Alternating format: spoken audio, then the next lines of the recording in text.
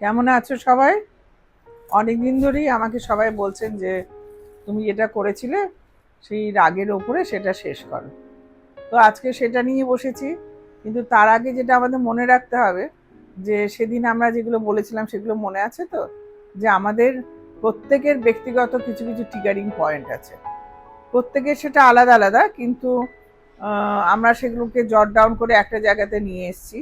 যেমন ধরো, কেউ যদি আমার কথা না শোনে, যদি আমাকে কেউ অর্ডার করে, যদি কেউ চিৎকার করে কথা বলে, আমার দিকে আঙুল তুলে কথা বলে, আমাকে যদি চাপ সৃষ্টি করে, কিংবা আমার অপছন্দের কোনো লোকের সাথে যদি কথা বলে, কিংবা তার যদি যেটা ঘর, সে ঘরে যদি পার্সোনাল জিনিসপত্র যদি আমি ওলট পালট করি, যেটাকে আমরা বলি রুম চেক করা, তো এই ধরনের জিনিস যদি আমরা করি, তাহলে সেক্ষেত্রে সে কিন্তু রেগে যেতে পারে, বা তার সাথে যদি আমরা আর্গুমেন্টে যদি চলে যাই, তা সেক্ষেত্রে তাদের রাগটা হবে। এটা আমাদের বাড়িতে প্রত্যেকের ক্ষেত্রে আমাদের এই রাগগুলো হয়, তাই না? তো সেটা হয়। এবার আমরা কি বলেছিলাম না, এগুলো হওয়ার পরে আমাদের যেটা মাথায় রাখতে হবে, যে আমাদের কিছু কিছু এইগুলো ট্রিগারগুলো হওয়ার পরেও আমাদের আরো একটা জিনিস আছে, আমরা যখন ইরিটেটেড থাকি, মানে আমাদের ট্রিগারটা হয়েছে, কিন্তু আমরা তো সবাই খুব ভদ্র, তাহলে আমরা সবসময় ট্রিগার হলেই যে চিৎকার চেঁচামেচি করে একটা অস্থির করে দিই, সেরকম তো নয়। আমরা তখন কি করি না, আমরা ইরিটেটেড থাকি, কিন্তু সেটা আমাদের হাব ভাব কথাবার্তার মধ্যে বোঝা যায়। সেগুলোও আমি কিন্তু সেদিনকে আলোচনা করেছিলাম। সেগুলো কি বলতো? সেগুলো হচ্ছে যে আমার আমি দেখা যাবে যে আমি দাঁত কিরমির করছি, বা আমি হাতে এরকম করে মুঠি করছি, বা আমি এরকম করে রেসলেস, আমি এরকম করে রকিং করছি, বা আমি রেসলেস ছটপট ছটপট করছি, কিংবা আমি হাঁটাচলা করছি, বা আমি অদ্ভুত একটা কাঁদছি, বা আমি অদ্ভুত একটা মুচকি হাসছি যেটার কোনো মানে হয় না। আমার জোরে জোরে আমি নিঃশ্বাস নিচ্ছি, আমার মনে হচ্ছে যেন নিঃশ্বাস নিতে কষ্ট হচ্ছে, বা আমার বুকটা এমন একটা করছে যেন ধকপক ধকপক করছে, আমার মানে অসুবিধে হচ্ছে আমার কাজ করতে। তাহলে সেই ক্ষেত্রে, বা আমি কাউকে, আমি একটা কিছু করে ফেলবো, আমি একটা কিছু করে ফেলবো, আমি একটা কিছু একটা দিব্যি দিচ্ছি। তো এই ধরনের জিনিসগুলো কিন্তু আমি একদম খাওয়া ছেড়ে দিয়েছি, বা আমি খুব বেশি খাচ্ছি, এগুলো দেখে কিন্তু আমাদের বোঝা যায়, তাই না? আমি সেদিনও সেটা বলেছিলাম, যে এগুলো দেখে কিন্তু বোঝা যায় যে এ কিন্তু যেমন রোজগার থাকে সেরকম কিন্তু আজকে নেই। তো এটা আমরা যদি রেগুলার তাকে দেখি, সে বাড়িতেই হোক আর আমাদের হাসপাতালেই হোক, তাহলে কিন্তু সেটা বোঝা যায়। তো সেই ক্ষেত্রে আমরা কি করব? খুব সিম্পল কিছু কিছু টেকনিক আছে, কিন্তু এই টেকনিকগুলো জানার আগেও আমাকে যেটা জানতে হবে, সেটা হচ্ছে যে আহ, আমাদের এই যে যখন আমাদের ইরিটেশন হয়, আমরা রিল্যাক্স করার জন্য আমাদের বাড়িতে কিছু কিছু টেকনিক আমরা সবাই জানি। এগুলো কেন হয়, মানে এগুলো আমরা কিভাবে, এগুলো করলে আমরা কিরকম করে শান্ত হয়ে যায়, আমাদের ইরিটেশনটা কমে যায়, আমাদের কিরকম করে বিশ্রাম হয়, সেটা আমরা জানি। যেমন ধরো, আমরা বাড়িতে এসে এক কাপ কফি বা চা একটু খেতে আমাদের ভালো লাগে, কিংবা অনেকে বলে দাঁড়াও বাবা আমার কিরকম গা গিনগিন করছে, আমি আগে একটু স্নান করে নিই। কিংবা অনেকে বলে যে আমার একটু মাথাটা ব্যথা করছে, একটু হয়তো ম্যাসেজ করে দিলে মাথাটা তো ঠিক হয়ে গেল। কিংবা কেউ বলছে যে তুমি একটুখানি চা, মানে ফ্রেশ কিছু খাও, তাহলে তোমার একটু ভালো লাগবে।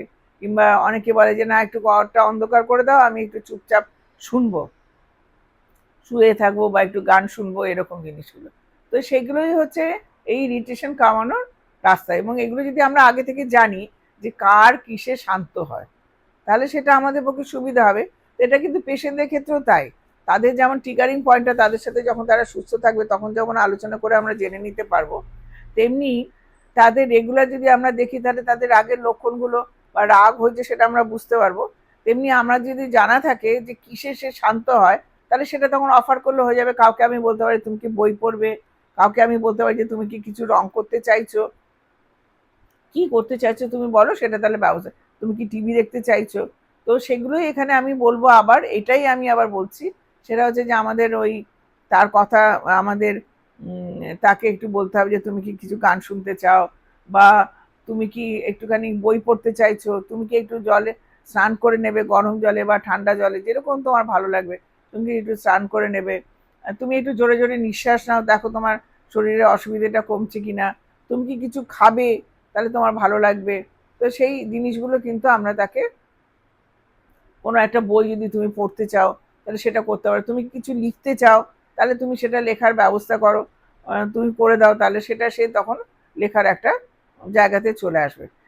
বা তার সে যদি কোনো তার বন্ধুদের সাথে কথা বলতে চায়, তাহলে তার ব্যবস্থা করে দেওয়া। হ্যাঁ, যদি সে হাসপাতালে থাকে, সে যদি মনে করে যে বাড়ির লোকের সাথে একটু কথা বলবো, তাহলে একটুখানি তার ব্যবস্থা করে দেওয়া। হ্যাঁ, তাতে কিছু রিস্কের কোনো ব্যাপার নেই, বরঞ্চ সে যেটা উম, উম, রেগে রয়েছে বা ইরিটেশন যেটা হচ্ছে, সেটা কিন্তু তাতে তার কমেই যাবে।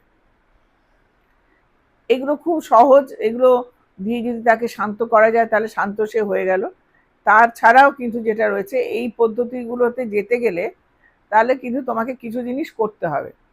হ্যাঁ, সেটার সেগুলো পরপর পরপর কয়েকটা স্টেপ রয়েছে। যেমন তোমাকে তার কথা শুনতে হবে, লিসেন করতে হবে। এই লিসেন করার আবার অনেকটা রয়েছে। তুমি লিসেন করার কয়েকটা কি বলবো, অনেকগুলো নিয়ম রয়েছে, রুলস রয়েছে। হ্যাঁ, সেই রুলসগুলো তোমাকে শুনতে হবে। যেমন যে লিসেন যদি কাউকে তুমি করো, তাহলে তাকে তুমি এমপ্যাথেটিক্যালি শুনতে হবে। সেখানে যাতে আর কোনো লোক না থাকে সেটা তোমাকে দেখতে হবে। যখন তাকে শুনবে তখন পুরো অ্যাটেনশন দিয়ে শুনতে হবে, অন্য কোনো কাজ করা চলবে না। তুমি যে ওর কথা শুনছো তার জন্য তোমাকে মাথা এরকম করে নোয়াতে হবে বা ঘাড় না করতে হবে, কিংবা তোমাকে বলতে হবে যে তুমি কি বলেছো আরেকবার বলো, বা ওই জায়গাটা তুমি বলছিলে ওইখানটা তাহলে এরকম ব্যাপারটা হচ্ছে, মানে রিফোকাস, বা এইটা একটা ইম্পর্টেন্ট পয়েন্ট, এটা আরেকবার খুঁজছি তুমি বলো, এই জিনিসটা করতে হবে। এইবার এটা তো কথা হলো, কথা হওয়ার পরে তোমাকে কিন্তু যেটা করতে হবে, তুমি যদি ওর সাথে বসে কথা বলো, তাহলে সব থেকে ভালো বসে কথা বলতে হবে, রিল্যাক্স ভাবে, ওর সাথে eye to eye contact maintain করতে হবে। এইভাবে তোমাকে ওর কথা শুনতে হবে। কিন্তু এই আই টু আই কন্ট্যাক্ট আবার যেটা রয়েছে, সেটা কিন্তু এরকম না হয় যে তুমি ওর দিকে একদম তাকিয়ে রয়েছো, মানে সেটা যেন একটা রাগের চোখে তাকিয়ে রয়েছো, বা তুমি ওকে বলছো বলো বলো, কিন্তু তোমার গেস্টার পস্টারে বোঝা যাচ্ছে। বাড়িতে যেটা হয়, অনেক সময় আমরা দাঁড়িয়ে দাঁড়িয়ে বলি বলো বলো কি বলছো, কিন্তু আমি বলো বলো মুখে বলছি, কিন্তু আমার গেস্টার পস্টার বলছে যে আমি কিন্তু ওর কথা শুনতে চাইছি না। হ্যাঁ, তাহলে সেক্ষেত্রে কিন্তু মানে বোঝা যাবে যে ও একটা আর্গুমেন্টে চলে আসছে। তাহলে সেই ক্ষেত্রে কিন্তু পেশেন্ট বুঝতে পারবে, বা যা যে যে তখন ইরিটেটেড রয়েছে সে কিন্তু বুঝতে পারবে যে এ তো আমার সাথে এমপ্যাথেটিক্যালি কথা বলছে না, এ তো এটাকে ঝগড়া করার জন্য বলছে। আমাদের কি জানো তো, আমাদের 80% কথাই আমরা কিন্তু আমাদের নন ভার্বাল, মানে হাতে কলমে চেহারা পশ্চাৎ দিয়ে আমরা বোঝাই। তো সেইটা কিন্তু মুখের কথা নরম করে বললেও আমাদের 80% কথা কিন্তু আমাদের ওই ওই পশ্চারটার উপরে নির্ভর করে বলে। সেই পশ্চারটা যদি তোমার নরম না হয়, শক্ত হয়, ঘাটটা যেন শক্ত করে রয়েছে, ওর সাথে শক্তভাবে দাঁড়িয়ে রয়েছে, হ্যাঁ, ওর দিকে যেন কিরকম করে একটা অদ্ভুতভাবে চাকিয়ে রয়েছে, ভুরুটা কোচকাচ্ছ, হ্যাঁ, তাহলে কিন্তু বুঝতে হবে যে তুমি কিন্তু ওর কথা শোনার জন্য তৈরি একদমই নেই। তাহলে এই শোনাটা কিন্তু তোমার এফেক্টিভ হবে না। আমরা বলি এটা তুমি শুধু হিয়ার করেছো, তুমি কিছু লিসেন করেনি, তোমার কোনো রকম কোনো উপলব্ধি হয়নি।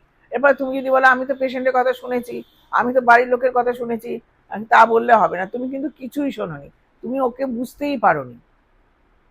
এছাড়া যেটা রয়েছে সেটা হচ্ছে যে তোমাকে ওকে ডাইভার্ট করা, ডিস্ট্রাক্ট করা, মানে তুমি ওখান থেকে তোমাকে ওকে ডিস্ট্রাক্ট করে দিতে হবে, যে অন্য কোনো কথা সে যেন চিন্তা ভাবনা করে, অন্য কোনো টপিক। আমাদের তো জীবনে অনেক টপিকই আছে না, ভালো লাগার টপিক রয়েছে, সেই ধরনের টপিকে কিন্তু তাকে ডিস্ট্রাক্ট করে দিতে হবে, কিংবা তাকে মোটিভেট করতে হবে, তার সাবজেক্টটা চেঞ্জ করে দিতে হবে। এগুলো যদি আমরা করতে পারি, তাহলে কিন্তু সেক্ষেত্রে দেখা যাবে যে ও কিন্তু অনেকটা শান্ত হয়ে এসেছে।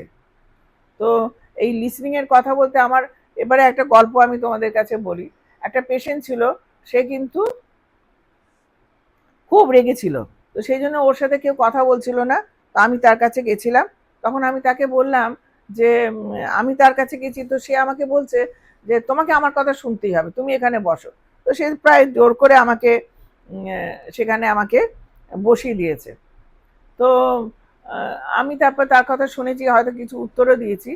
পরে দেখা যাচ্ছে 10 দিন পরে সে আমাকে বলছে যে তুমি আমাকে সেদিনকে আমার কথা শুনেছিলে, অন্য কেউ আমার কথা ধৈর্য ধরে শোনেনি। এই জিনিসটা মাথায় রাখ, মানে তার ওতেই কিন্তু তার ওই যে প্রচন্ড একটা অ্যাজিটেশন ছিল, একটা রাগ ছিল, সেটা কিন্তু তখন তার ওই মুহূর্তে কমে গেছিল। কিংবা তাকে একটা গিভিং চয়েস দিতে হবে, যে তুমি কি চাইছো বলো, তুমি কি এখন টিভি দেখতে চাইছো, গান শুনতে চাইছো, খেতে চাইছো, আমার সাথে একটু ঘুরতে চাইছো, কি করতে চাইছো সেটা বলো।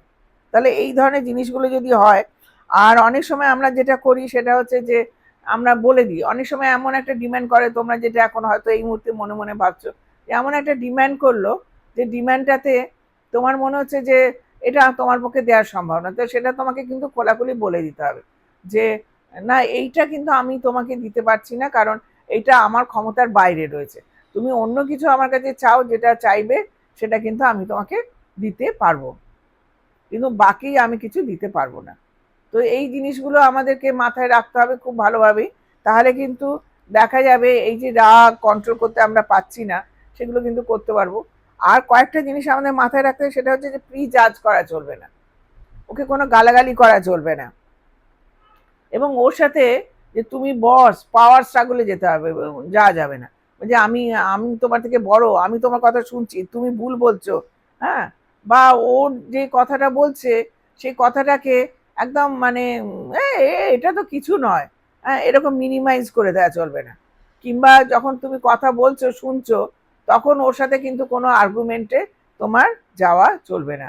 ওকে কোনো রকম কোনো ক্রিটিসিজম, তুমি তো এই বলেছিলে সেই জন্যই তো এরকম জিনিসটা হয়েছে, সেই ক্রিটিসিজমের পর্যন্ত কিন্তু যাওয়া চলবে না। তাহলে তুমি যদি তোমার বডি ল্যাঙ্গুয়েজ ঠিক রাখো, তোমার যদি গলার টোন ভয়েস এগুলো যদি ঠিক রাখো, এমন চিৎকার করে বলছো বা একটা রাফলি বলছো, হ্যাঁ, একটা সফটলি পোলাইটলি বলতে হবে, খুব আস্তে আস্তে বলে ও শুনতে পাবে না, আবার খুব জোরে জোরে চিৎকার করে সেটা মনে হবে যেন ওকে তুমি মারতে ধরতে আসছো। একটা নর্মাল ভয়েসে তুমি যদি ওর সাথে কথা বলো, এবং একটা স্টেডি ভয়েসে যদি কথা বলো, তুমি যদি এমপ্যাথেটিক ওর প্রতি থাকো, ওর চয়েসের দিকে যদি ওর মূল্য দাও, যতটা সম্ভব ওর কথা যদি শোনো, তাহলেই দেখবে যে ওর আস্তে আস্তে কিন্তু ওর রাগটা কমে যাচ্ছে। আজকে এই পর্যন্তই থাক, পরে আবার একটা নতুন টপিক নিয়ে আসবো। আমার কথা প্রায় শেষ হয়ে গেল, কিন্তু আমি একটা লিঙ্ক পাঠাচ্ছি, যেটা আগে আমি করেছিলাম যখন আমি হসপিটালে ছিলাম, ডি এসকেলেশনের ওপরেই, মানে রোগীকে কী করে শান্ত করতে হয়। তো সেই লিঙ্কটা অবশ্যই এর সাথে দেখো, তাহলে মনে হয় তোমাদের আরেকটু বুঝতে সুবিধে হবে।